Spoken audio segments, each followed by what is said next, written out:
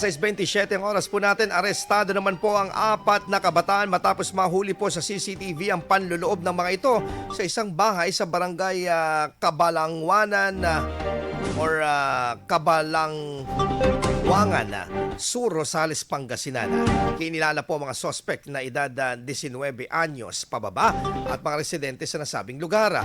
Sa panayam po kay Rosales Police Station Deputy COP Police Captain Eugene Navalta, napag-alaman po na lamang umano ng may-ari ang insidente bandang alas 5 ng umaga nang makita na nawasak na ang bintana at ng CR at nagkalat ang kanilang paninda sa sari-sari store. Tinangay din umano ng mga suspect ang isang laptop na nagkakalaga ng 30,000 pesos at mga bariya maging mga sigarilyo. Nakilala din ang mga suspect base sa kuha ng CCTV at kalaunan ay naaresto ng mga otoridad.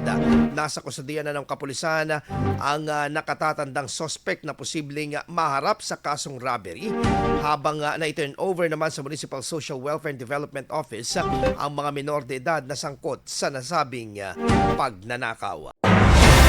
IFM News. IFM News. IFM News.